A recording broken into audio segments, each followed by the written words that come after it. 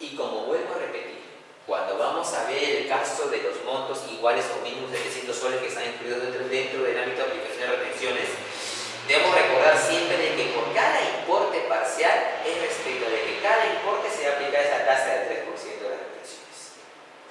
Principalmente. Ahora vamos a hacer un ejemplo. Miren, este es el caso en el cual se ve mucho en este tipo de mecanismo. Y si ustedes pueden apreciar en las diapositivas, he dividido condiciones esenciales cuando no procede, obviamente, este caso de retención. Y las condiciones en las cuales debemos tener en cuenta son dos. Y estas dos condiciones deben aplicarse de manera conjunta, no de manera separada o excluyente, sino conjunta. ¿Y esas condiciones cuáles son?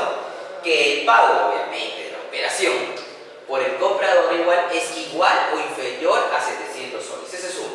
Y segundo, que el monto de los comprobantes de pagos involucrados no supera dicho importe.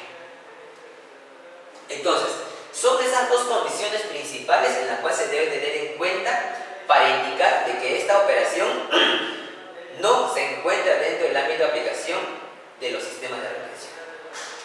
¿Por qué lo digo? ¿Cuándo es procedente, entonces? En los siguientes casos. Si el monto del comprobante, por ejemplo, excede 700 soles, aun cuando se hicieran pagos parciales de montos inferiores a 700, ¿está o no está dentro del ámbito de aplicación? Sí, porque se supone, como le dije en su momento, se supone de que lo que nosotros debemos tener en cuenta es que este monto, al final el comprobante de pago, excede los 700 soles. O sea, con el simple hecho de que el monto de la operación exceda los 700 soles, va a ser necesario para que, obviamente, se aplique este sistema de retenciones. Ahora,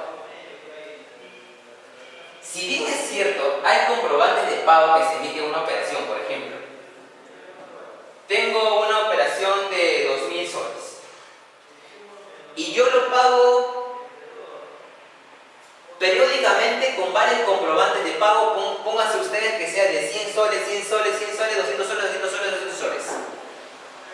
Si bien es cierto, cada uno de los comprobantes de pago es por un monto menor a los 700 soles, el monto total de la operación es superior a ese monto.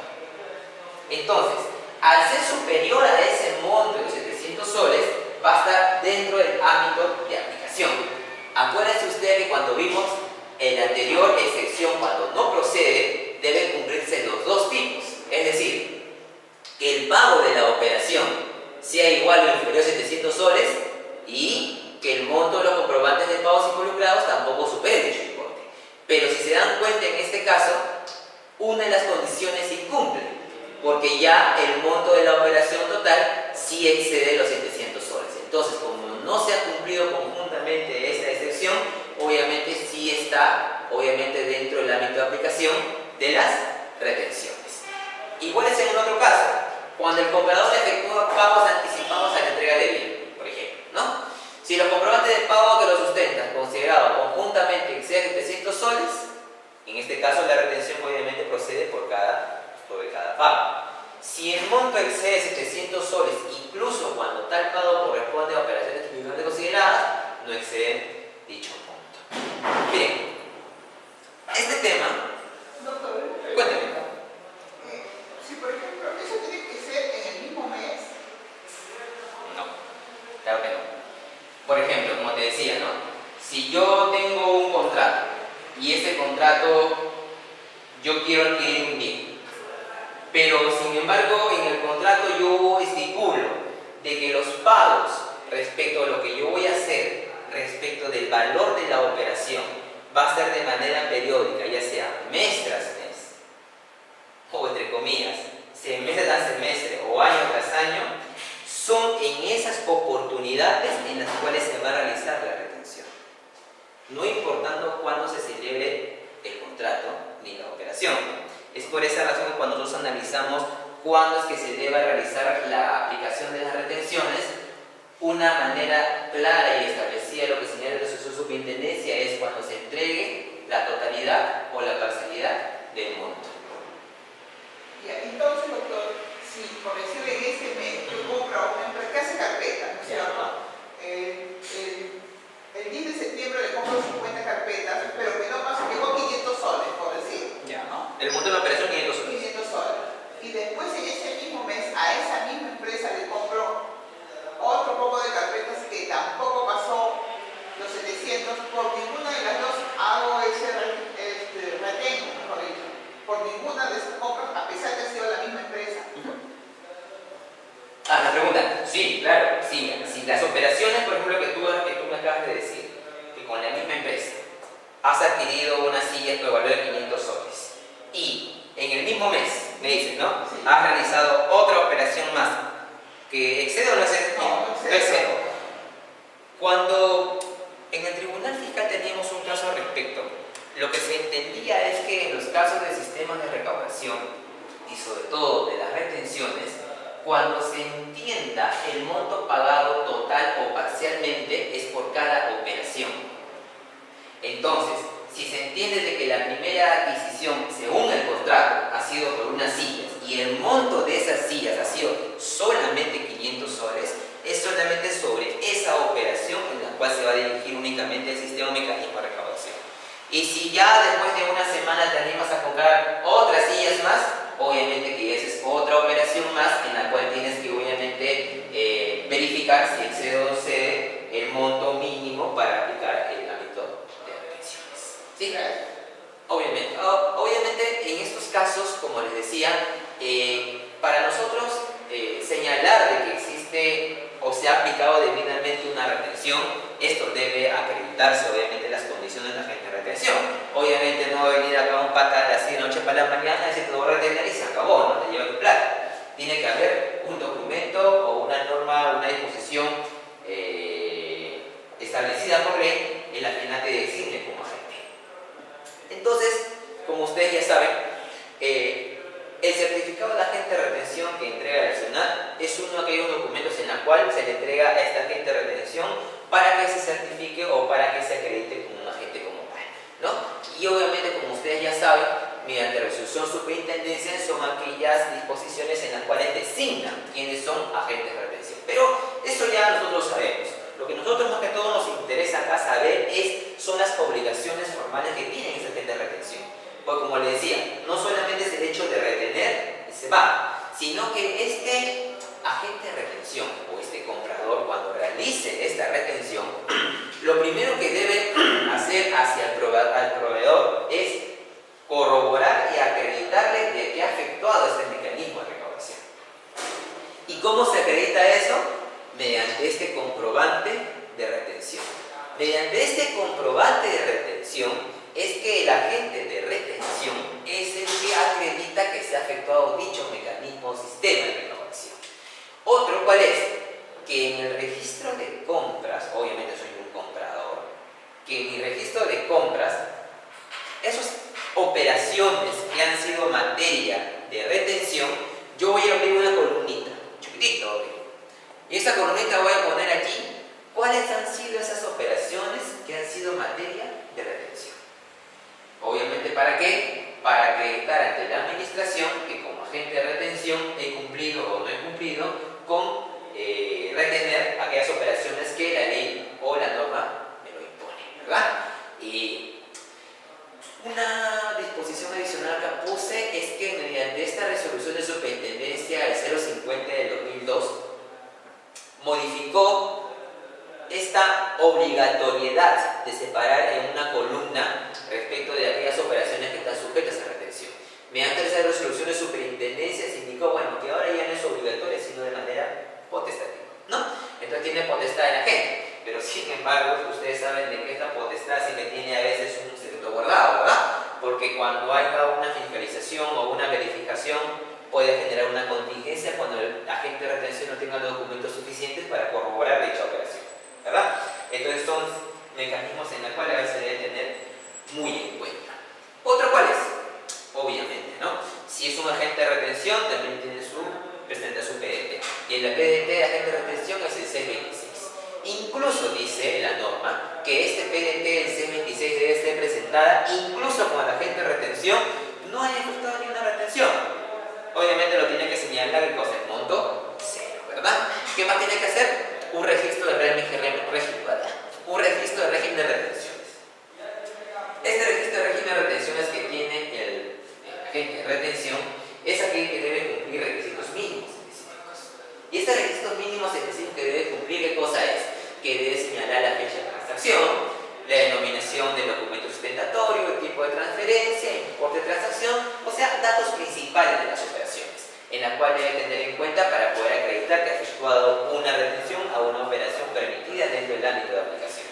Ahora, ¿qué más dice la norma en el artículo 12 de la resolución superintendencia 37? De que, oye, por si acaso, en este caso del registro de régimen de retenciones, tú debes tener un plazo establecido obviamente para llenar ese registro.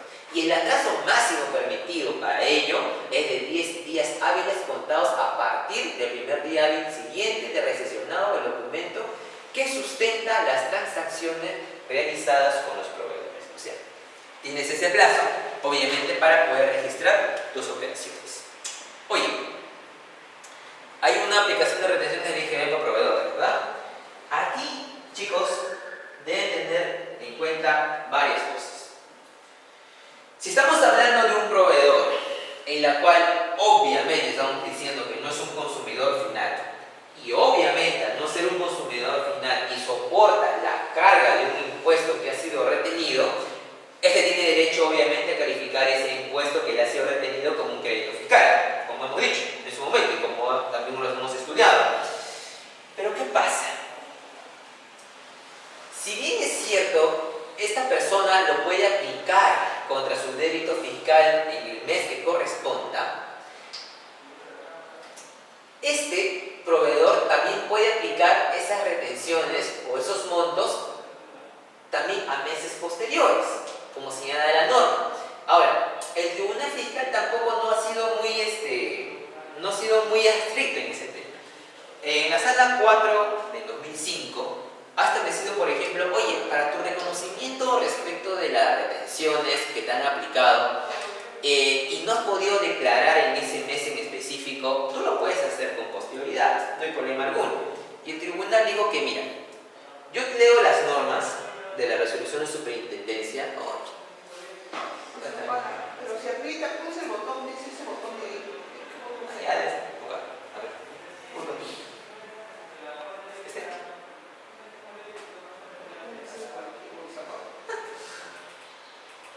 Apagó, chicos.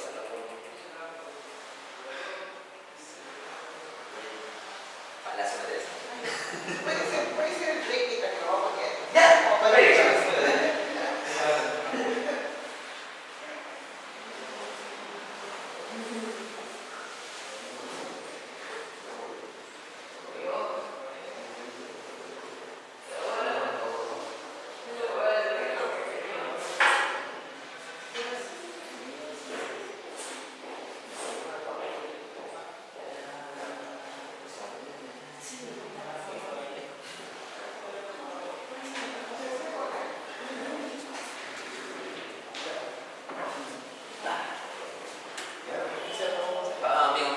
Ya, para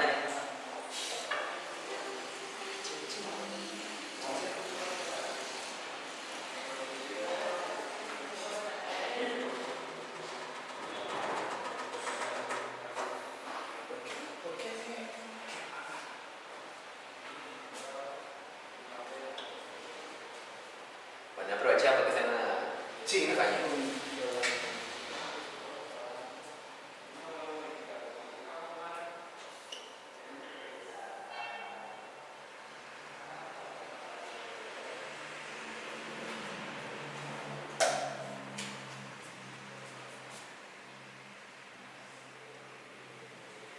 ¿Cómo va? ¿Todo bien? Sí, tranquilo.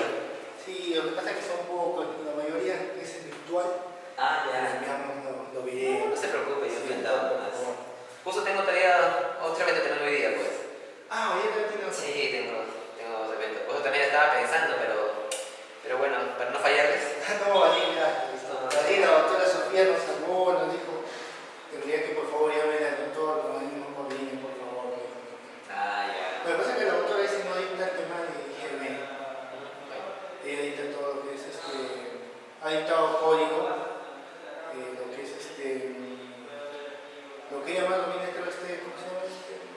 infracciones. Ah, ya. Ya. Sí, infracciones. Ya, ya. Sí, conmigo no se preocupen. Cuando tengan esa constipación, no hay problema. ¿Qué lo hizo el amigo? ¿Antes subió el amigo? Sí, le llamé. Ahí está. Ya. No, entonces, ¿por qué están todos fallando? Dice, se va a apagar en 30 segundos y comienza a pin, pin. De repente tiene como una especie de... como sus televisores cuando tienen mucho tiempo prendido y quieren apagarse de manera automática, que se tiene eso. Ah, de repente. De repente. ¿Lo está pasando de verdad? Sí, sí, está. Ah, por razón de repente se está... Como yo uso mi... ¿Esto? Vaya, Valisi lo puede estar moviendo de cada 5 minutos. ¿Cuál? Para que no cambie y para que no esté ahí. Cuando está un rato así, así. No, sí lo cambia siempre. ¿Sí? Sí. ¿Qué raro? Ah. Ya, espero que no falle. No crees.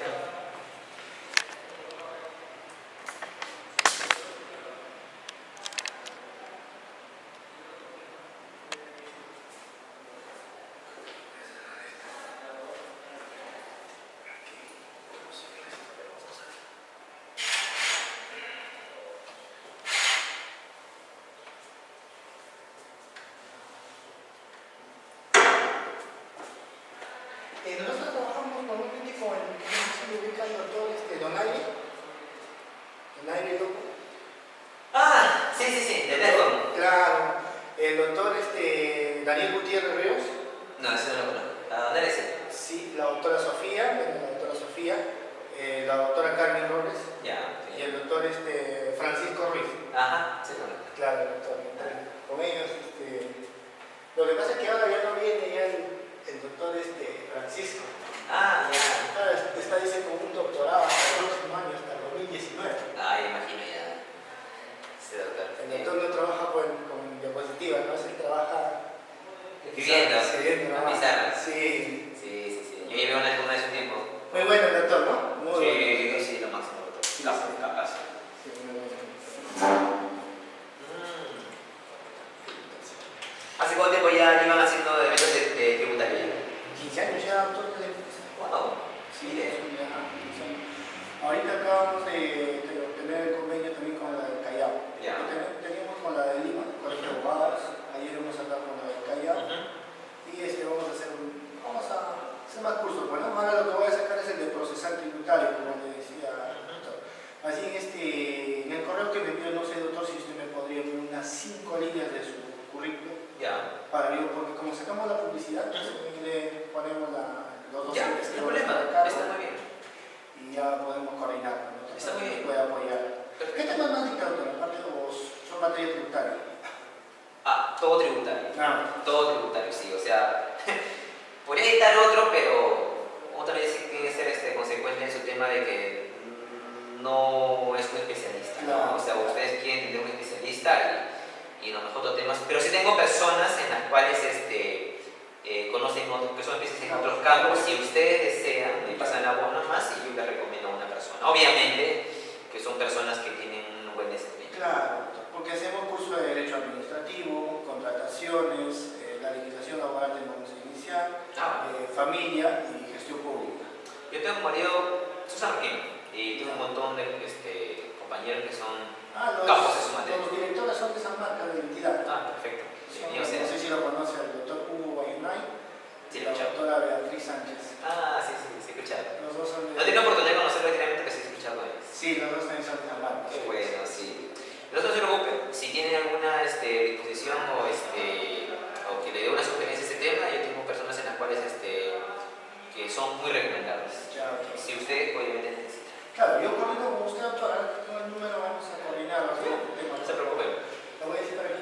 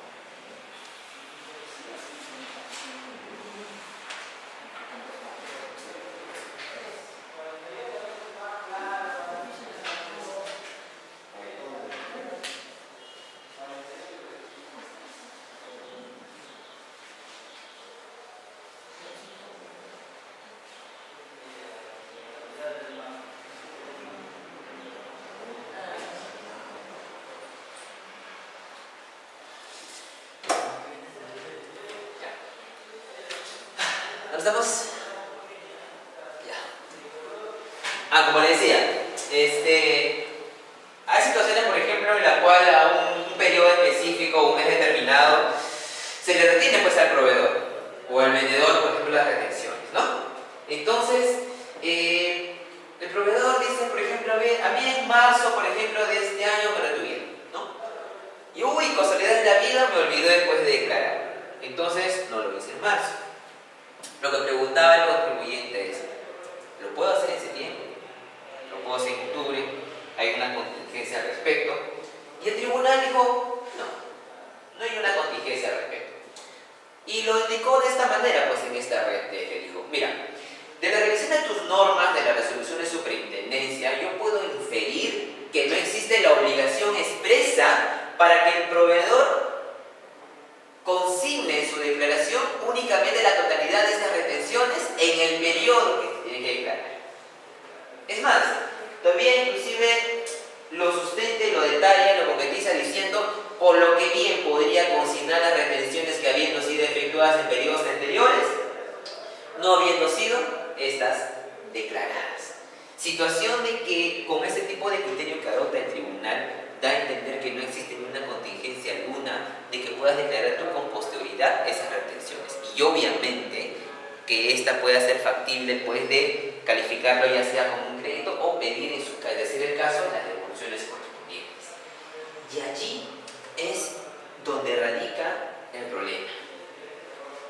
Como le decía en su inicio, a veces nosotros cuando hablamos de estos sistemas o mecanismos de recaudación, especialmente respecto de las retenciones, debemos siempre leerlo cuidadosamente cuáles son las disposiciones que adopta aquella resolución, como es en este caso, que regulan estas retenciones. Y miren, una de las principales características que tiene este sistema de recaudación es que indica, mira, si tú tienes esta retención, tú como proveedor, puedes tú utilizarlo como un crédito fiscal y puedes obviamente deducirlo de tu débito, pero si tú tienes más montos que te han retenido, en la cual también califican como créditos, estas las puedes arrastrar hasta agotarlo. Hasta allí no hay ningún problema. ¿El detalle dónde está? El detalle está en que la ley, la norma, te da a ti la facultad y la disposición para que puedas pedir la devolución de ese monto retenido. Pero cuando lees la resolución de superintendencia, te da unas condiciones específicas para que puedas pedir esa devolución. Y allí es donde radica un pequeño detalle y problema respecto de las retenciones. Y quiero que lean conmigo esta parte y este párrafo.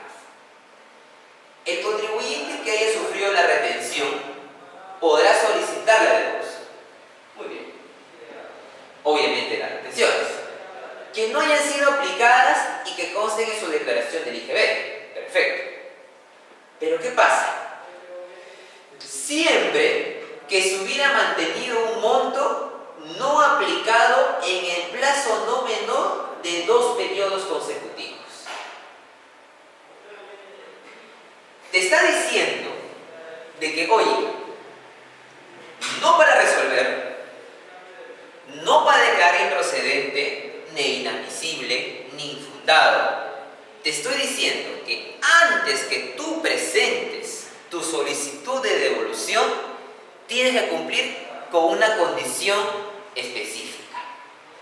Y esa condición específica es que transcurra un plazo. Y ese plazo es de 2 periodos consecutivos.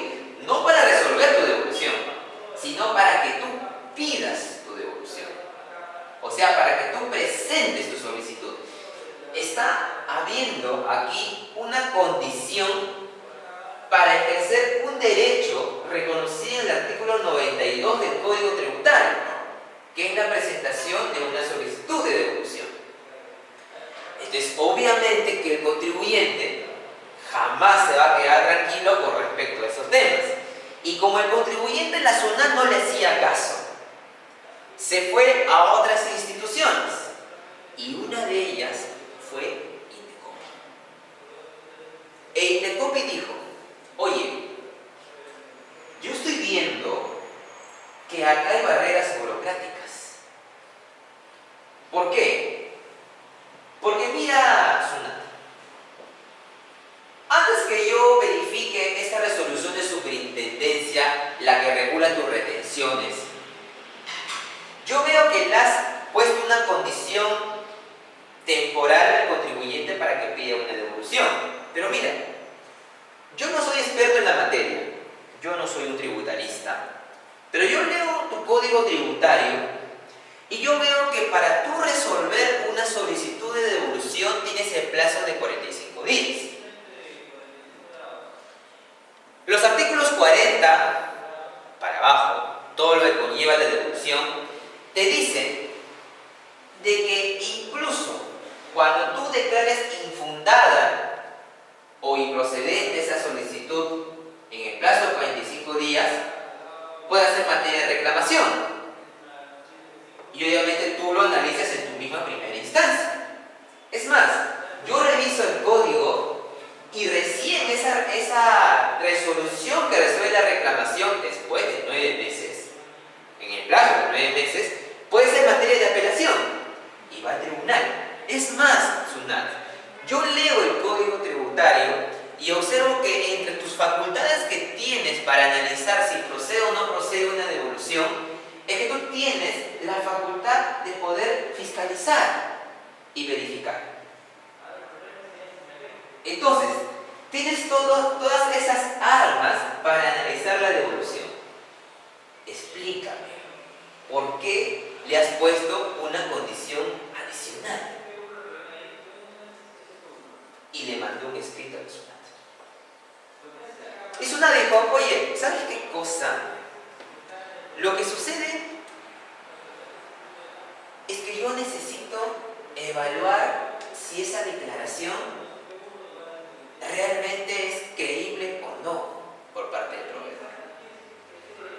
Y decía, ¿sabes por qué he hecho eso? Dice, porque yo quiero saber y yo quiero tener un plazo suficiente para fiscalizar esas declaraciones del contribuyente.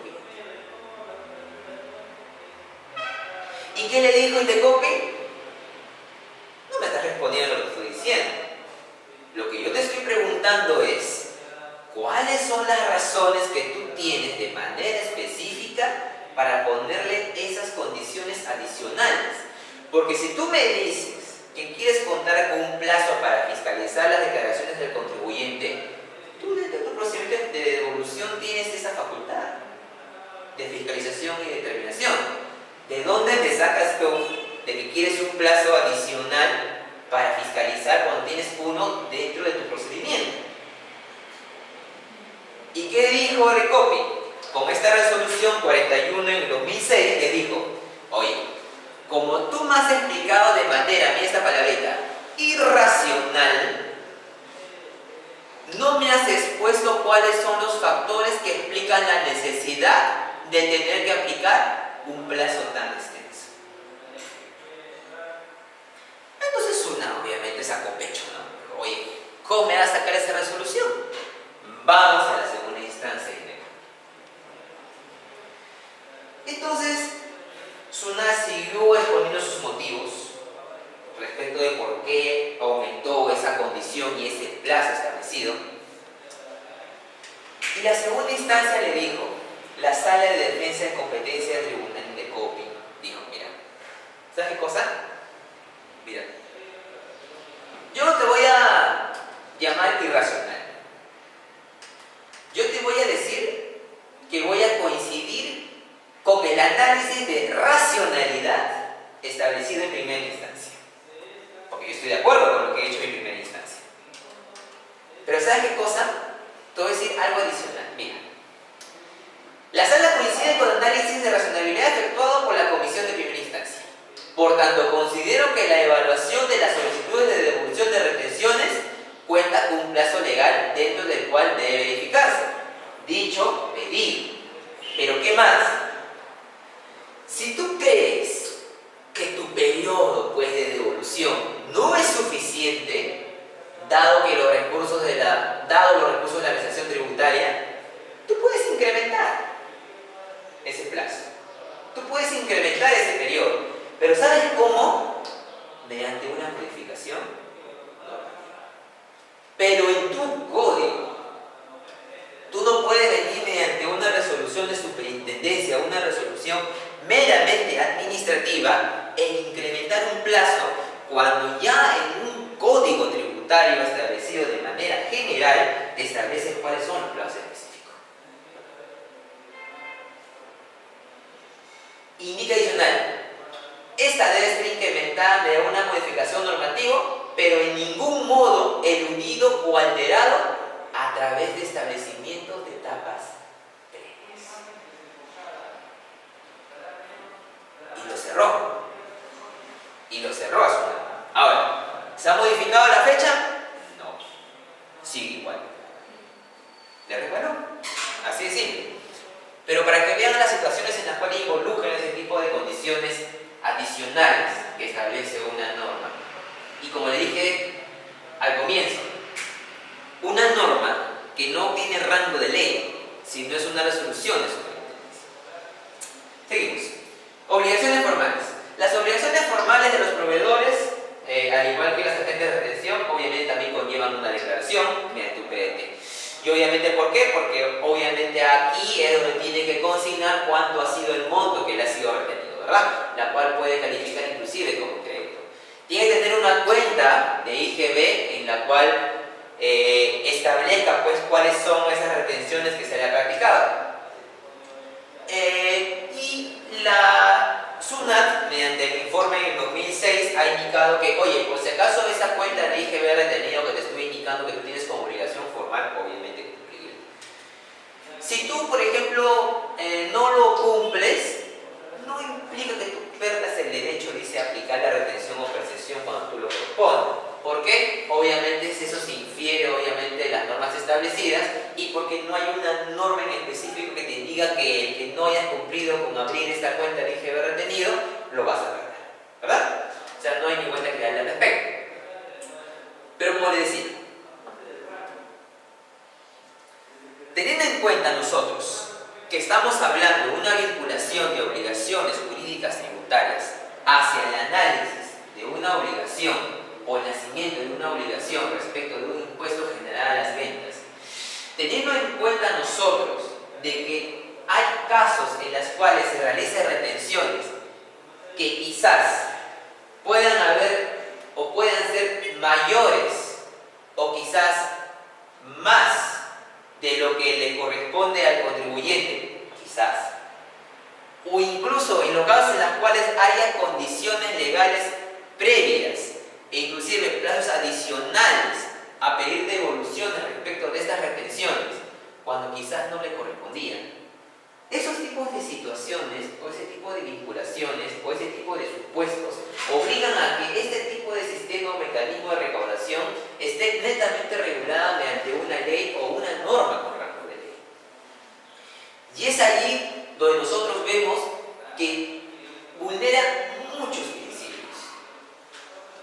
Y estos principios netamente son los constitucionales. Ahora, obviamente, si estamos hablando de principios constitucionales, el organismo encargado de analizar esos temas, que es el Tribunal Constitucional, no se ha quedado callado al respecto. Pero ellos, más que todo de analizar ese tema, han indicado que, oye, por si acaso yo dejo una matiz general para que de alguna manera tengas en cuenta de lo que nosotros llamamos reserva de ley. Y reserva de ley es la que permite la remisión de elementos esenciales del tributo a normas reglamentarias. Eso es cierto, claro, lo hace la Ley de Impuesto General a la Venta y la Ley de Impuesto a la Renta. Hay un reglamento en el cual de manera adjetiva, de una manera dispone cuáles son las operaciones adicionales o explica cómo es el aspecto material que está regulado en la ley. Perfecto. Pero ¿qué más dice? Pero única y exclusivamente cuando la ley misma establezca parámetros y límites de actuación a dicha norma y la razonabilidad que así lo justifique. Y eso es lo que efectivamente debe hacer ecuación si estamos hablando de aspectos materiales. Estamos hablando de sujetos vinculados, de un ámbito de aplicación, operaciones incluidas, operaciones excluidas. Estamos hablando de todo un procedimiento establecido y completamente regulado como un sistema de obligaciones jurídicas tributarias. Esta debe estar también comprendida dentro de esta reserva de ley. ¿A la fecha se ha hecho algo? No. Entonces son temas en los cuales se debe tener en cuenta respecto de este tipo de mecanismos, sobre todo los casos de retención y sobre todo lo que hemos estado conversando. Uy, se borró, qué pena. ¿Sale en diapositiva? Sí. ¿Sí sale? Ahí está.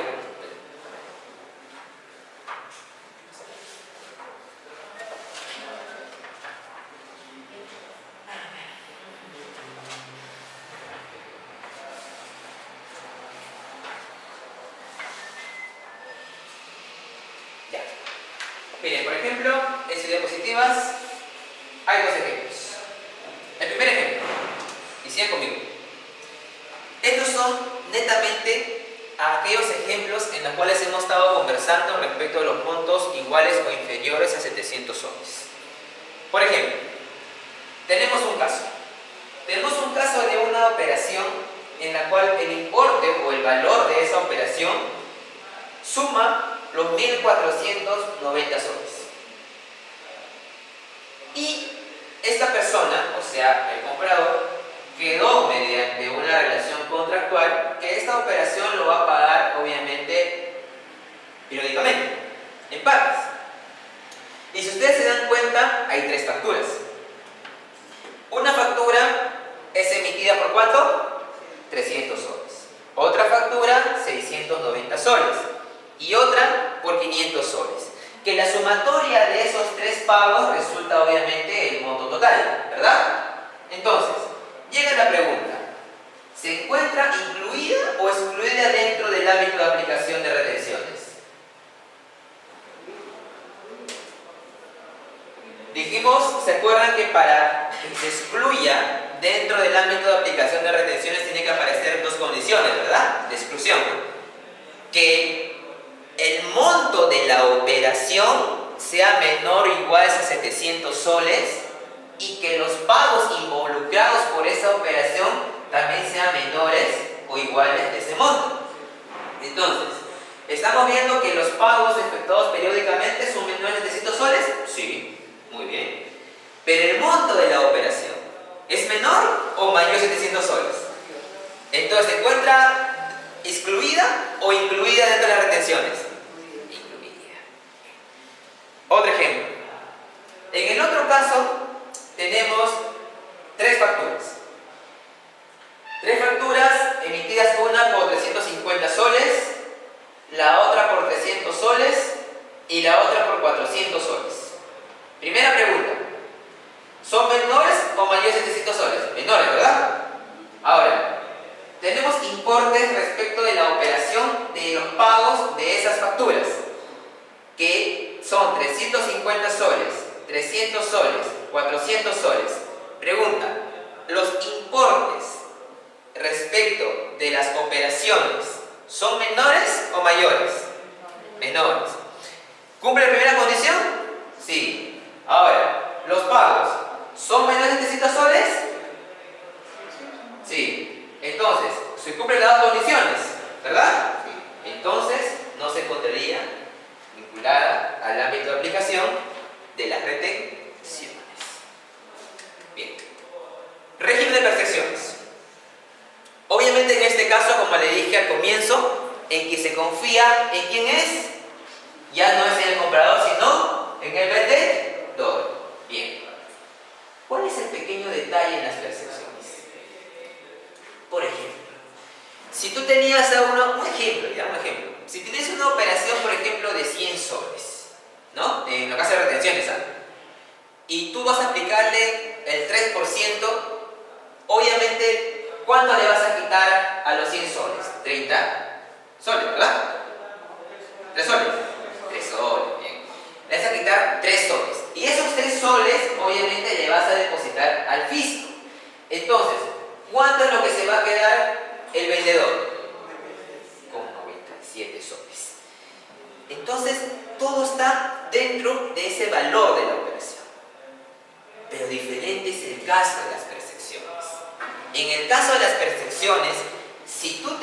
un monto que vale 100 soles el valor de la operación, de acuerdo a las tasas que hay, porque vayas a hacer las percepciones, esa tasa, cuando le aplicas a los 100 soles, le agregas a los 100 soles.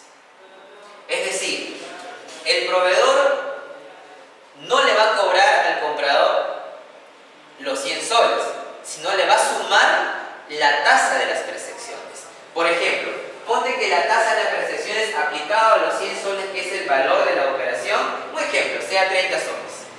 Entonces va a decir, a ver, el monto de la operación es 100 soles y aplicado con la tasa sería 30 soles. Voy a sumar esos dos y al comprador le cobro 130 soles. ¿Me dejo entender? Y estos 30 soles lo que el proveedor va a hacer es depositarlo al fisco. Entonces, chicos, si estamos diciendo en los casos de retenciones que involucran un ámbito de aplicación, estamos diciendo de que hay relaciones jurídicas, obligaciones tributarias, y en retenciones estamos diciendo inclusive de que puede vulnerar principios constitucionales. Pero la diferencia con las retenciones de las percepciones es que las retenciones se retienen del monto, no hay un valor adicional. En cambio, las percepciones sí hay un monto adicional que le estás cobrando obviamente al comprador. Entonces, ¿merecía o no merecía estar, o merece o no merece estar regulada mediante otra norma de rango de ley? Sí, y es que sucede de que este régimen de percepciones, así como ahora los regímenes de retenciones, este régimen se encontraba también regulada mediante resolución de superintendencias. Una resolución de superintendencia que graba las ventas de bienes, otra resolución de superintendencia que regulaba la adquisición de combustible y otra resolución de superintendencia que regulaba las importaciones de bienes. O sea, cada uno de ellos regulaba una operación en específico y con sus tasas, de manera agregada. Y eso ocasionó todo un problema. Y como le decía en su inicio, aquí en que se confían generalmente es en el vendedor. Perfecto, eso es lo que ya habíamos hablado, las diferencias. ¿Qué pasa? El Tribunal Constitucional se da cuenta. Y dice, oye, acá hay un pequeño detalle.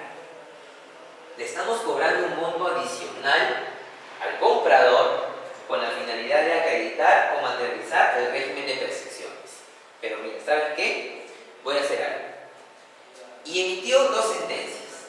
La sentencia del 2006, en la cual dijo que el pago de la percepción no es sino un anticipo del pago del IGB, perfecto, el cual se descuenta del impuesto que en definitiva se debe pagar. Bueno, es un sistema de recaudación, lógicamente. Y que en caso de que exista un remanente, este se devuelve al contribuyente. Miren, asimismo dice, no es que se grave un hecho no producible, sino que se cobra un porcentaje de un impuesto que se puede generar en el futuro. Yo estoy previendo algo, en cuyo supuesto la venta futura se presume como un hecho potencial de configuración real. Muy bien. O sea, acá te respondo primero contribuyente, o sea, o la persona que interpuso su demanda de amparo, de que, oye, por si acaso hay una aplicación con respecto a la percepción. O sea, el hecho de que te esté cobrando un monto adicional de más no implica de que está mal. No, está bien, porque es un adelanto. Pero ¿sabes qué, contribuyente? En algo sí tienes razón. No es que las resoluciones de superintendencia que regulan las percepciones sean inconstitucionales, dice el tribunal. No. Lo que pasa es que la inconstitucionalidad proviene de la norma legal que las habilita y traslada al servicio. Por ello, dicen ellos, la adecuación de la formalidad del régimen de percepciones a los principios constitucionales tributarios debe empezar ¿por quién? Por la propia norma. Entonces, como consecuencia de esto, de esta sentencia del Tribunal Constitucional, el Estado dijo, bueno, hay que emitir una ley. Y esa fue la diferencia de las retenciones, que en las percepciones sí hubo un fallo del TC y en consecuencia del fallo del TC se emitió la ley 29.173. Y esta ley fue la que acopló 3 resoluciones de superintendencia: la 128, la 58 y la 203, que son justamente las 3 operaciones respecto a las percepciones que se regulan en este régimen de percepciones. Bien, entonces, obviamente, si estamos hablando de un sistema o mecanismo de recaudación, obviamente acá también hay relaciones jurídicas, ¿verdad? ¿Las relaciones jurídicas cuál es?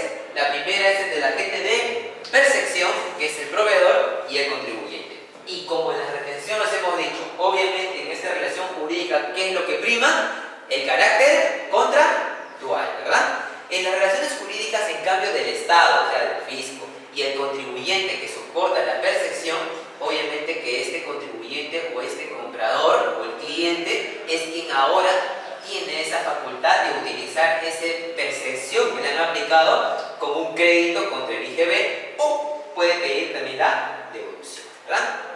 Y el otro caso de la otra relación, como también hemos analizado también las retenciones, está entre el agente de percepción y el Estado. Y obviamente, como estamos diciendo, ¿no? En este caso el agente de percepción ya no es el comprador, y acá ya es el vendedor quien se comporta como el único responsable frente al fisco cuando efectúa la percepción. Y obviamente se convierte en un responsable solidario cuando no cumple con la percepción, más aún se tiene en cuenta de que se encontraba obligado a realizar dicho mecanismo. Y es por esa razón que la administración, cuando no cumple obviamente con esta percepción, en vez de irse contra el contribuyente con la finalidad de cubrir la percepción, se va contra el agente de percepción para cobrarle el monto que no percibió en su momento. ¿Qué más? ¿Cuáles son las operaciones? ¿Y quiénes? ¿A quiénes se afecta este régimen? Como dijo en su momento, las operaciones que se afectan son las operaciones de importación, adquisición de bienes y también los de combustible. Acá debemos recordar que los sujetos obviamente son aquellos sujetos en los cuales se encuentran como sujetos pasivos obviamente de este impuesto general a la venta. Eso no hay ninguna novedad. Incluso en la diapositiva le he puesto cuáles son aquellas personas o contribuyentes de este tipo de impuestos, sin novedad alguna. Pero ¿cuál es únicamente lo que quería compartir con ustedes, aparte de ello? Acuérdense que este 7 de septiembre de 2018 se modificó la ley de Impuesto General a las Ventas. Y esta ley de Impuesto General a las Ventas se modificó en el sentido de que se agregó una o un supuesto más respecto de quiénes son esas personas en las cuales también se encuentran calificadas como contribuyentes de este impuesto. Y acá se agregó a aquellas comunidades de bienes, los consorcios, joint venture y otras formas de contrato de colaboración empresarial. Cabe indicar de que estos, al ser agregados por esta norma como sujetos obviamente del impuesto, en tanto obviamente desarrollen estas operaciones que se encuentran dentro del ámbito de aplicación de percepciones, también estos son factibles de también se les aplique estas percepciones. Ojo, adicional también es preciso indicarles de que este decreto legislativo, el 1395, recién va a entrar en vigencia en octubre. ¿Sí? Ahora, de la norma detallada de quiénes son los sujetos que se encuentran obviamente obligados al régimen de percepciones, de su lectura general, cuando tengan oportunidad de leerlo de manera general, se van a dar cuenta y van a poder inferir de que también se encuentran incluidas dentro de estos aquellas personas que se encuentran en obligación nuevo ruso. Obviamente, porque la norma no lo prohíbe, la norma es amplia y la norma también no hace ni una distinción respecto al acogimiento. Y en estos casos, ellos también se encuentran o pueden ser pasibles dentro de este régimen o este mecanismo de recaudación. ¿Sí? Bienes comprendidos. En los bienes comprendidos tenemos, por ejemplo, el primero, el caso de las ventas de bienes. Acá nosotros encontramos, por ejemplo, diferentes mecanismos. Acá encontramos el artículo 9 de la ley, en en la cual te señala, oye, ¿cuáles son esos bienes en los cuales se encuentran dentro de este ámbito de aplicación del régimen de percepciones? Y yo quería compartir este apéndice que está acá, que son literalmente 12. Uno, que es el harina de trigo, el agua propiamente dicha, la cerveza de malta, el guar licuado y sobre todo, los demás son conocidos, pero sobre todo el poli. El poli, o como le llaman, el terreflato de etileno. ¿Qué es el poli o el terreflato de etileno que se encuentra dentro de las operaciones de venta de bienes dentro del régimen de percepciones? No es otra cosa que esta botellita. ¿Sí? Esta botellita que está acá son aquellos productos que se encuentran dentro de este apéndice y que en caso de generarse una operación de ventas, obviamente, forma parte de las percepciones siempre y cuando uno de los sujetos sea agente de percepción. ¿Qué más? Así como las retenciones también hay una oportunidad de percepción. Y las oportunidades de percepción también es igual que las retenciones. Es cuando se efectúe el pago, ya sea total o parcial de este precio. Obviamente también que hay situaciones en las cuales, por ejemplo, si califica como indebido la percepción, obviamente esta se puede pedir su devolución, que ya vamos a ver más adelante. En fin,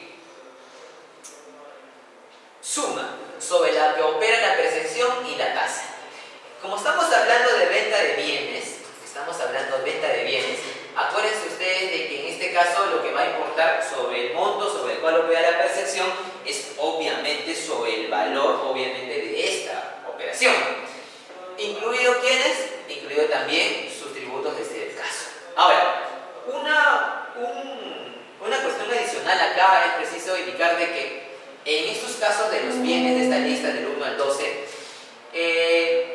su tasa va a depender de qué producto. Y por eso solamente me he dado el atrevimiento de señalar únicamente que la tasa respecto de los bienes de bienes solamente radica entre el 1 y el 2%. Nada más. Ahora, algo más de indicar, de que si bien existe una tasa del 1 y 2% respecto de esta venta de bienes, hay una excepción a la regla respecto de una tasa. Y la tasa se puede aplicar. Hay una tasa excepcional aplicable del 0.05%. Ahora, José, tú me has dicho que solamente hay una tasa del 1 y 2%. ¿El 0.5% a quién pertenece? Se le aplica solamente a aquellas personas en las cuales se encuentren vinculados como clientes y catalogados como agentes de percepción. Pero solamente eso, no. Adicionalmente a ello, estos clientes, agentes de percepción, obviamente quienes van a soportar la percepción, deben configurar y deben figurar y registrarse en un documento llamado listado de clientes que podrán estar sujetos al porcentaje del 0.5%. O sea, más literal no puede ser. Se llama así ese listado. Y en ese listado es donde debe encontrarse para aplicar ese porcentaje excepcional. Ahora, así como hay operaciones incluidas, también hay operaciones excluidas. Y entre las operaciones excluidas lo que tenemos es una operación, pero siempre y cuando estas condiciones se apliquen de manera conjunta. ¿Y cuál es? Uno, que la operación se emita un comprobante de pago que otorgue obviamente el derecho al crédito fiscal, no puede ser un consumidor final. Y dos, que el cliente o cliente de la percepción debe tener la condición de agente de retención o figurar en el listado de entidades que podrán ser exceptuadas de las percepciones. Es decir, si tú eres un agente de retención, por ejemplo, eres un cliente a quien debería soportar la percepción, pero se emite en la operación que realizas con él un comprobante de pago que otorgue el derecho al crédito fiscal, esta persona, este cliente, agente de retención, no se va a encontrar dentro del ámbito de aplicación del régimen de percepciones. Ahora, como hemos dicho en su momento, obviamente los consumidores finales también se encuentran excluidos de este régimen de percepciones, así como el régimen de retenciones. todos los productos que está regulado en la apéndice 1 se encuentran o sea, ¿cómo les explico? Si bien en el apéndice 1 hay 12 productos, hay productos específicos que si tú realizas una operación con esos consumidores finales, estos productos sí se van a encontrar dentro del ámbito de aplicación. ¿Cuáles son como excepción? El 1, que es dióxido de carbono, y del 6 al 12, que involucra las botellas que te acabo de señalar, que son las botellas de plástico, los tapones, el trigo y los bienes vendidos a través de catálogos. Esos productos o esas operaciones efectuadas con consumidores finales, esas sí se van a encontrar dentro del ámbito de aplicación de percepciones. Las otras, no. ¿Sí? Seguimos. Designación y exclusión de agentes de percepción. Cuando tú designas un agente de percepción, obviamente lo designas a un vendedor, ¿verdad? Un vendedor o un proveedor. Pero no puede ser cualquier vendedor y cualquier proveedor. Porque acuérdense ustedes que principalmente estos sistemas de recaudación no tienen que estar ligados en su totalidad a los consumidores finales. Y efectivamente, una de las principales características o requisitos para que una persona sea agente de percepción es que al menos el 90% de la venta que realice un proveedor o un vendedor no se encuentren o no se realicen con consumidores finales. Lógico, ¿verdad? Porque si tú eres un vendedor que todos tus clientes son consumidores finales, no le interesa pues a la administración, porque obviamente no vas a poder percibir a un consumidor final, salvo que sean las excepciones que le dije en su momento. Pero para designarlo como un agente de percepción como tal, un requisito principal es que el 90% de sus clientes no sean consumidores finales. Ahora, José, si me acabas de hablar de una designación y en los casos de venta de bienes, ¿también hay exclusiones? Sí. Hay exclusiones obligatorias y facultativas. Y las obligatorias, por ejemplo, lógicamente, si tu agente de percepción que tú le dijiste no lo encuentras, está como no ha habido, no hay ningún sentido que ya sea como designado como agente de percepción. Y obviamente si le das de baja la inscripción de RUC o se encuentra suspendido temporalmente, también es una causal de exclusión obligatoria. Y como una exclusión facultativa, ¿cuál puede ser? Cuando se encuentre omiso la presentación de declaraciones juradas, cuando no hayan cumplido con el pago oportuno.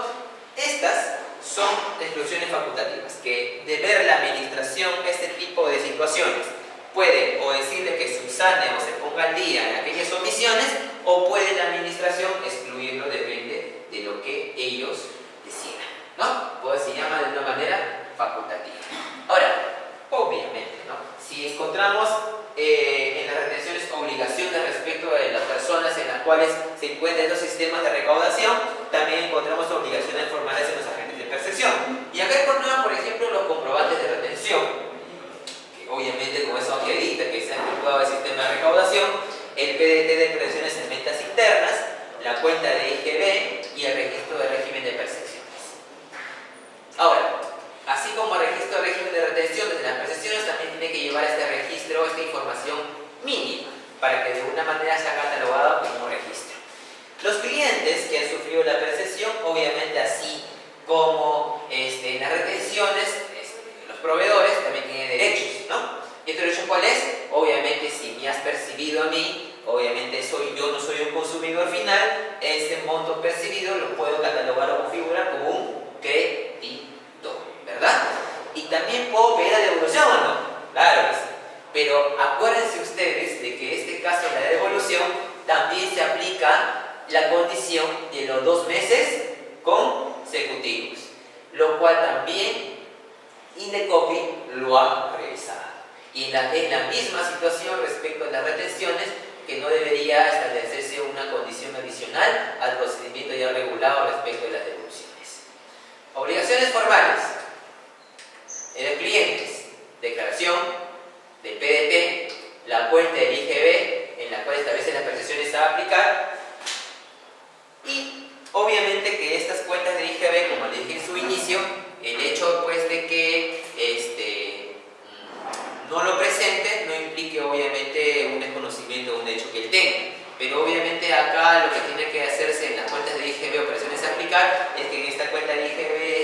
va a detallar cuáles han sido esas percepciones en las cuales se han realizado. Esa es la primera operación respecto de la venta de bienes. El otro caso es respecto a la adquisición de combustibles. Acá no es para mucho cansar, solamente indicarles, pues obviamente con la misma palabra lo dice, son operaciones de adquisición de combustibles líquidos derivados de petróleo, obviamente por parte de los clientes, ¿no? E indica la norma, sobre todo el artículo 14, de que se aplicará con unas condiciones en específicas, siempre y cuando no se trate obviamente este cliente de otro agente de percepción, este no sea un consumidor directo o final, y sobre todo que no sea netamente configurado como un consumidor final. En esos casos, si ese cliente califica o se encuentra configurado en uno de esos supuestos, no se encuentra dentro del ámbito de aplicación de este régimen de percepciones. ¿Qué más? Cuando nosotros hablamos de consumidor final y consumidor directo, son aquellos casos en los cuales el informe de SUNAT en la 330 en 2002 ha especificado evidentemente cuándo conocemos como un consumidor final o consumidor directo. Y efectivamente con estos casos de operaciones, cuando la adquisición de combustibles ha indicado claramente, oye mira, por ejemplo, si yo tengo un caso de combustible en la cual es adquirido por un sujeto que no comercializa y lo usa para sí mismo, estamos hablando obviamente de un consumidor directo y estamos hablando también de un consumidor final. Y por más que este califique, dice, como un proveedor o se encuentre dentro del listado de comercialización y al final lo utiliza para su propio consumo, entonces automáticamente se da a entender de que en este caso no estará sujeta al régimen de percepciones. ¿Sí? Agente de percepción, obviamente la designación como estaba hablando, en este caso varía un poco, porque obviamente estamos hablando de una operación de venta de combustibles. La designación es que obviamente estas personas, quienes son los proveedores, se encuentren registrados como mayoristas de combustibles, lógicamente, ¿no? Y la exclusión acá es cuando se encuentre excluido de este registro y cuando su sujeto tenga una deuda exigible mayor al 20% de su venta grabada neta promedio mensual de los últimos 6 meses tributarios. Si tiene una de esas condiciones, automáticamente queda excluido, ¿verdad? Y entre otras más. ¿Qué más? Los casos de bienes importados, como en su momento lo dije, son aquellos que también se encuentran grabados obviamente como el IGB. En este caso es preferible recordar que el artículo 17 de la Ley de Percepciones indica que algo un poco más, ¿cómo se podría decir? Detallado, porque mira, te dice, el presente título regula el régimen de percepciones del IGB aplicable a las operaciones de importaciones definitiva de bienes grabados con IGB, según el cual la SUNAT, como ¿quién? Como agente de percepción, percibiría del importador un monto por concepto del impuesto que causará en sus operaciones posteriores. Si se dan cuenta, esta es la operación sui generis en la cual cambia de las otras operaciones que se encuentran dentro del ámbito de aplicación de las percepciones. Primero, el agente de percepción, ¿es un vendedor? No. El agente de percepción ahora, ¿quién es? La misma SUNAT, ¿verdad? Ahora, otra palabra clave. En este artículo del 17 podemos ver que indica cuáles son esas operaciones de importación. Pero ¿dónde quiero que ustedes se centren? En la parte en la cual dice importación definitiva. Esa palabra definitiva es lo que vamos a explicar más adelante cuando, por ejemplo, viene un bien al país o por una frontera. Obviamente lo primero que se encarga de regular respecto de ese bien que ha sido importado, obviamente es aduanas. Lo que primero que va a verificar es respecto de sus medidas, su peso y aplicar los derechos correspondientes. Se aplicará el IGB y todo lo demás, obviamente parte del sistema de recaudación. Pero lo que adicionalmente debe tenerse en cuenta es que si bien lo primero que se va a aplicar son los derechos aduaneros o las tasas a las unidades aduaneras, cuando se habla de términos definitivos, es que cuando ingresa este producto al país, ya sea a la frontera o al puerto, la norma o la legislación aduanera tiene un mecanismo, una figura que le llama inmovilización del producto. Lo que quiere decir es que ese producto no se va a mover de mi puerto ni de mi zona aduanera hasta que esta persona haya cumplido con todos los derechos y obligaciones propiamente aduaneros. Después de haber cumplido con todas esas obligaciones, yo dejo sin efecto una figura que se llama dejar sin efecto la inmovilización de un bien. Cuando yo dejo sin efecto el término de inmovilización de un bien, es que este bien ya puede ser trasladado a donde él quiera. Obviamente, ya puede venderlo dentro del país o lo que sea que fuese. Desde ese momento es que se denomina importación definitiva. Y es desde ese momento en la cual ya se aplica lo que es las percepciones por parte de la SUNAT con respecto al IGB. ¿Sí? Ahora, el Tribunal Constitucional ha indicado algo adicional. Ha dicho, oye, por si acaso yo creo, mira, te voy a decir algo ya. Yo creo que ese tema de importaciones sí es importante. ¿Sabes por qué? Porque mira, esta es una medida adecuada que asegura el pago del impuesto que generan los contribuyentes dedicados a la venta de bienes adquiridos vía importación. Pero hay algo adicional a ello, dicen ellos. Especialmente ¿por qué? Porque aquellos que participan en la etapa de destrucción al minorista y venta al público. Y cuando tengan la oportunidad de leer la sentencia del 2006 del Tribunal Constitucional, se van a dar cuenta que justo ha estado emitido en el caso y en la situación en la cual vinieron muchos productos chinos. Y dio como consecuencia de que muchos contribuyentes trataran de indicar cuál es la legalidad y cuál es la lógica o racionalidad de la aplicación de estos agentes, de estos sistemas de percepción respecto a estos vías de importación. Y obviamente una de esas respuestas que tuvo el Tribunal Constitucional era justamente eso, ¿no? Oye, yo preveo que esos productos chinos en su momento no lo va a hacer todo para ti, todas las toneladas. Obviamente lo que tú vas a hacer es distribuir a donde sea, ya sea al hueco, mercado central, mesa redonda o lo que sea que fuese. Entonces, por lo tanto, yo creo que esa es una medida adecuada para asegurar, obviamente, la venta de estos productos. Y justamente como le dije cuando vimos la importación de bienes, la finalidad principal que tiene esta como operación gravatas importación de bienes es que tanto los vendedores locales como los vendedores extranjeros tengan los mismos derechos y las mismas obligaciones.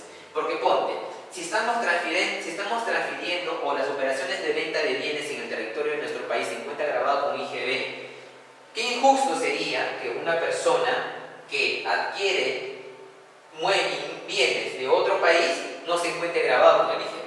¿Se imaginan ustedes la discordancia de proporcional que habría con respecto a las ventas? Sería varias. Entonces, son una de los matices principales y como consecuencias y causas en la cual el Tribunal Constitucional justamente adoptó esa postura, de que sí es un remedio esencial y sí es un mecanismo eficaz. ¿Sí? Oportunidad de percepción, obviamente, ¿no? La oportunidad de percepción acá debe efectuarse la percepción cuando la entrega de las mercancías. Y es justamente como le decía, ¿no? Esa entrega de las mercancías o antes de la entrega de las mercancías es donde se deja sin efecto la inmovilización dispuesta por la autoridad aduanera. Y es allí donde se aplica obviamente esta percepción. Operaciones excluidas, hay varias, ¿no? Buenas operaciones, una de ellas es, por ejemplo, las muestras sin valor comercial, las importaciones realizadas por agentes de retención del IGB designados por la SUNAT, obviamente, ¿no? Importaciones efectuadas por el sector público, importaciones realizadas por organismos internacionales y las derivadas de régimen de importación temporal para reexportación en el mismo estado o emisión temporal. Son esos casos, por ejemplo, a ver, yo soy un productor de uvas, ¿no? Un productor de uvas o de cerezos, un ejemplo. Y yo sé que en España tiene un ingrediente que le meten a la mermelada de uva o de cerezo que le hacen mucho mejor o mucho más rico. Entonces, ¿sabes qué? Yo agarro todo mi cajón de uvas o de frutas y lo mando para España. Un ejemplo, lo mando para España. Y en España hay una fábrica justamente de esa mermelada que le da su esencia principal, un secreto, una fórmula secreta, y le incluye su mermelada. Lo almacena, lo transforma, todo lo envasa, ¡pam! Pero hay un contrato de reexportación. Lo que implica qué cosa es, ya, yo te he exportado ahora uva, ahora re-expórtalo tú, ¿no? O sea, lo que vas a hacer es agarrar ese frasco de mermelada y me lo vas a regresar al Perú. Eso es lo que implica la primera operación excluida respecto de los casos de la importación de bienes. Seguimos. Tasas de percepción en estos casos, como hemos dicho en su momento, ¿no? Tomando en cuenta aquellos agentes de retención, dice 0.5%, también hay 1% y también 2% en las ventas de bienes. En los casos de adquisición de combustible es el 1%, en importación de bienes encontramos de 10, 5 y 3.5%. Eso no lo pueden observar más en la resolución de superintendencia o también en la ley que ahorita lo recoge. Las devoluciones, obviamente en los casos de las percepciones no aplicadas, acá pues tienes que presentar tu formulario 4949, indicar cuáles son las operaciones que se te han practicado para pedir la devolución, un escrito fundamentado detallado y la copia de la declaración jurada de último periodo vencido. Acá pues un ejemplo. ¿Aparece lo que recibió? ¿Ejemplo? ¿Ya no aparecía? Se corrió.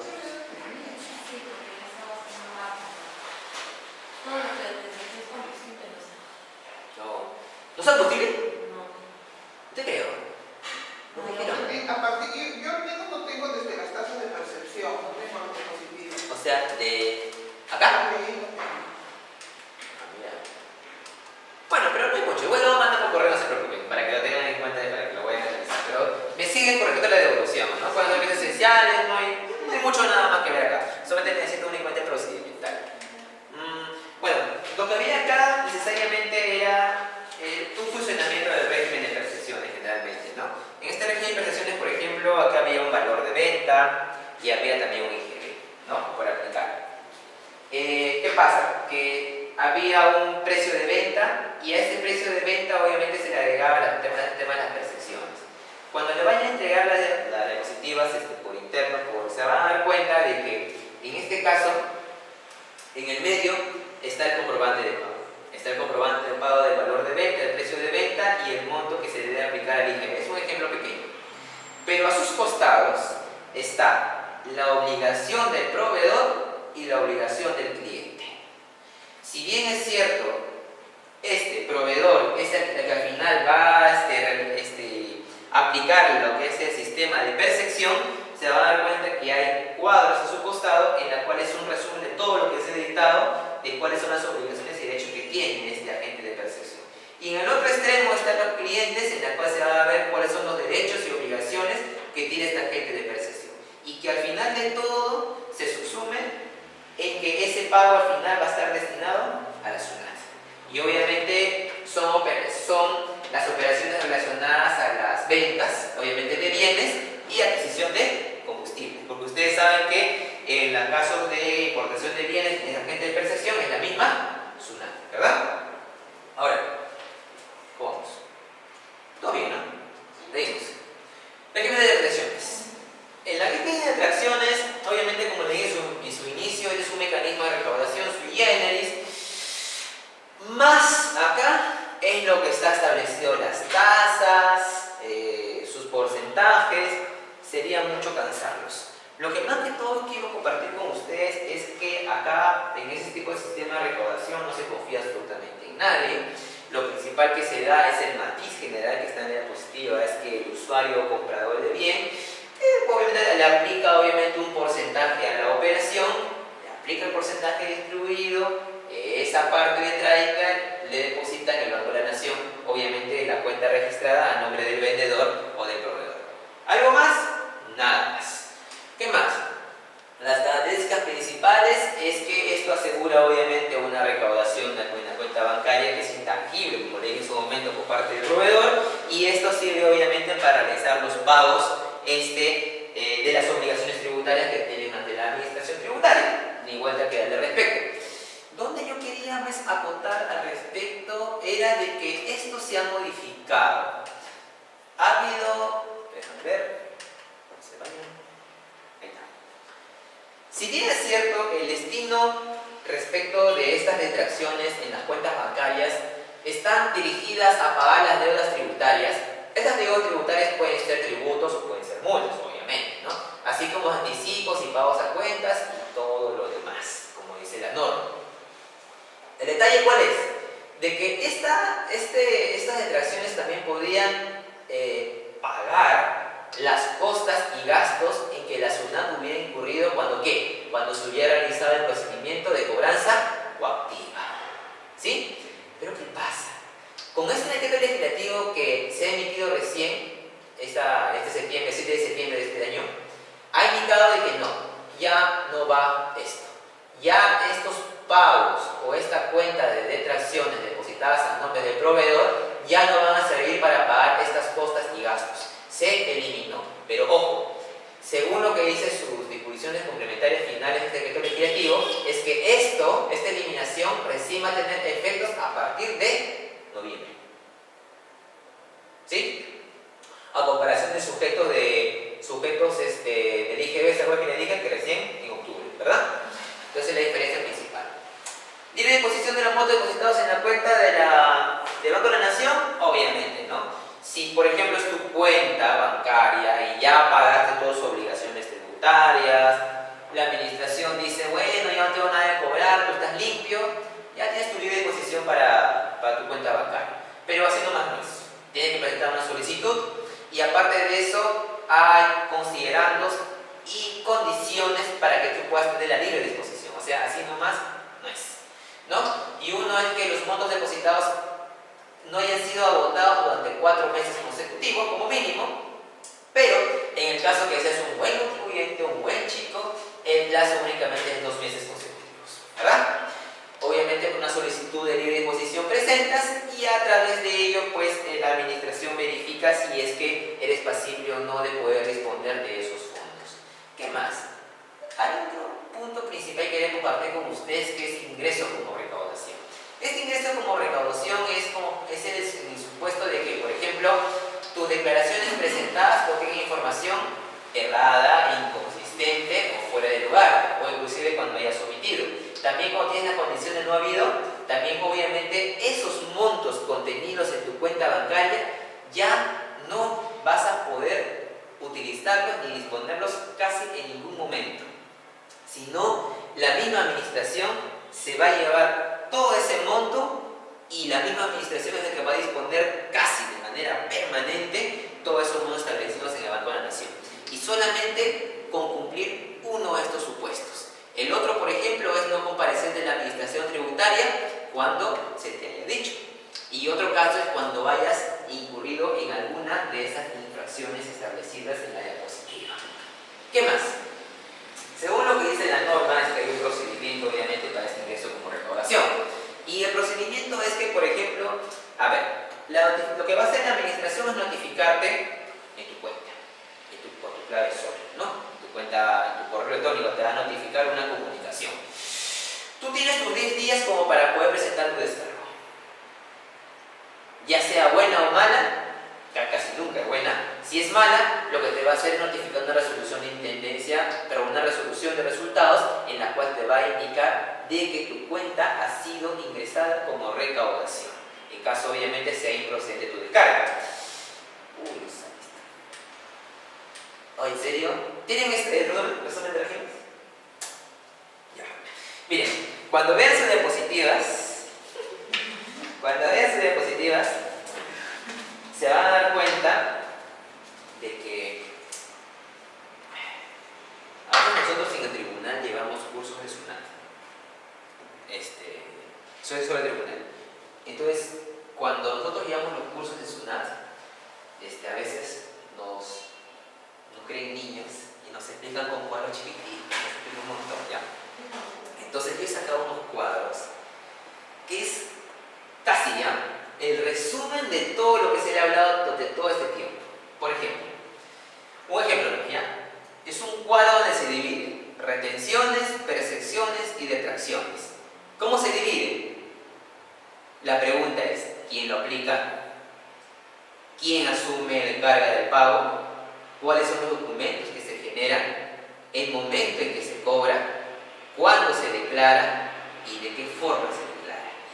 Van a ver ustedes en el correo que les voy a mandar, yo lo mando, no hay problema, se van a dar cuenta que son cuadros grandes en los cuales está resumido absolutamente todos. Un ejemplo adicional. Por ejemplo, en el caso de las retenciones, ¿quién aplica la retención? El adquiriente, ¿verdad? O usuario del servicio, ¿verdad? En las prestaciones, ¿quién lo aplica? El proveedor. Y las detracciones, el adquiriente o usuario. ¿Quién asume la carga del pago? El proveedor, en los casos de retenciones. En los casos de percepciones, el cliente. Y en caso de la detracción, el proveedor, quien vende un bien o brinda un servicio. Los documentos que se generan y todo lo demás. Entonces, como les decía, esos cuadros es un cuadro resumen respecto a todo lo que hemos estado hablando, con la finalidad de que tengan una especie de ayuda de memoria en sus manos y en cualquier momento pues, lo puedan utilizar cuando ustedes más lo crean convenientes. Chicos, espero que les haya gustado el tema del día de hoy. Conmigo será hasta otra oportunidad y muchas gracias. ¿Sí? Ya, chicos.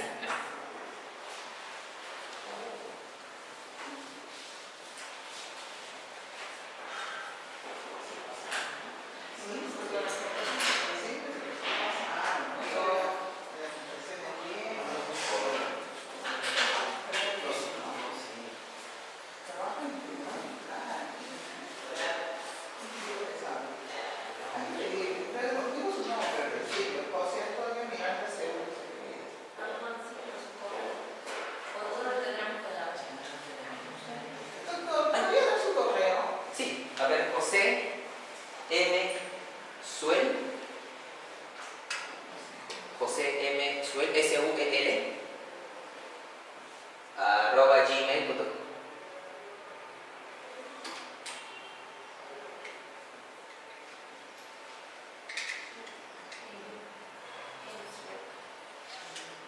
Si me escriben, dime que son del diplomado.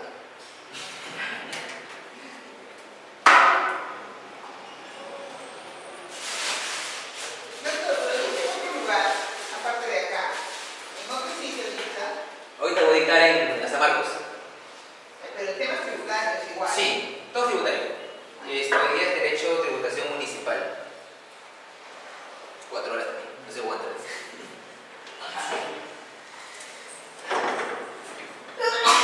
Salud.